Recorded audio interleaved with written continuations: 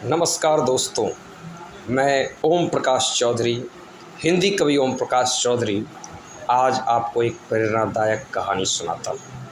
वह कहानी जो आपके अंदर उत्साह भरने का काम करेगा, वह कहानी जो आपके अंदर जोश भरने का काम करेगा और वह कहानी जो आपको प्रेरित करने का काम करेगा कि जीवन में हमें कभी भी अपने कर्मों के प्रति कर्म से विमुख नहीं होना चाहिए, कर्म से मुंह नहीं मोड़ना चाहिए और बिना किसी फल इच्छा के अगर हम कर्म करते हैं तो हमें क्या मिलती है, इस पर आधारित एक छोटी सी कहानी मैं हिंदी कवि ओम प्रकाश चौधरी आपको समर्पित कर रहा हूँ। सुनिएगा।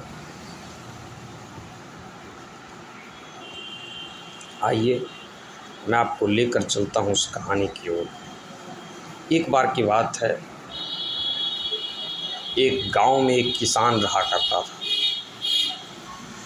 किसान हल चलाया करता था।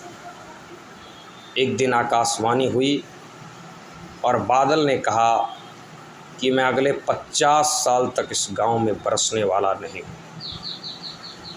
किसान बादल के बात को सुनने के बावजूद भी दोबारा हल चलाने के लिए खेत पर निकल पड़ा। किसान फिर हल चला रहा था।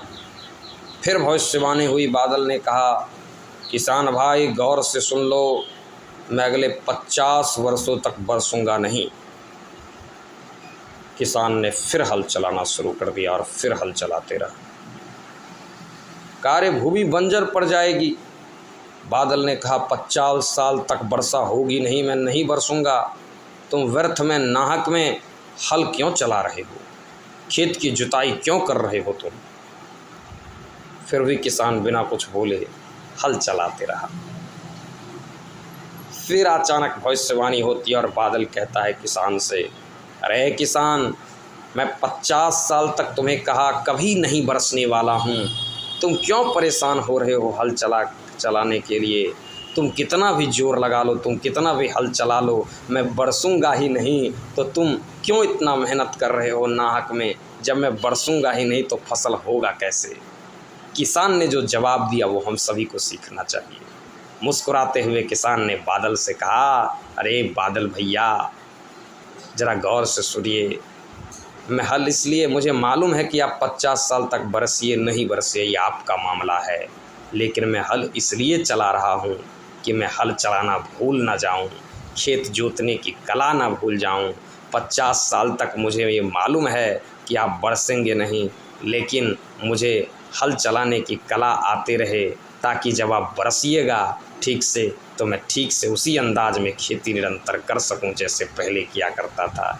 इस चीज़ को भूल ना जाओ। बादल ने भी कुछ दिन के बाद अपना रुख बदला और 50 साल नहीं, कुछ ही दिन के बाद बादल बरसने भी लगा। बहुत अच्छी खेती हुई और किसान को बहुत फसल मिला। और जब किसान को फसल मिला तो फिर बादल ने प्रकट हुआ और बादल प्रकट होकर किसान के सामने कहा, कह रहे किसान, आज मैं तेरा कायल हूँ। तेरी सीख ने मुझे एक बहुत बड़ी सीख देने की कोशिश की। किसान ने मुस्कुराकर पूछा, अरे बादल भैया, अभी तो आपने कहा था कि 50 साल तक मैं बरसूंगा नहीं, अब तो कल ही बरस गए, शानदार फसल हुआ।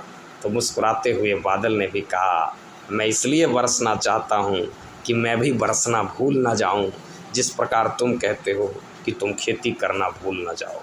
ये कहानी हमें सिखाती है कि हमें बिना फल की इच्छा के सच्चे मन से, निस्वार्थ मन से कर्म करना चाहिए। अगर हम निस्वार्थ मन से कर्म करते हैं तो हमें फल उसी प्रकार मिलता है जिस प्रकार किसान अपनी पूरी ईमानदारी से कर्म करता है, इसलिए कि वो भूल न जाए।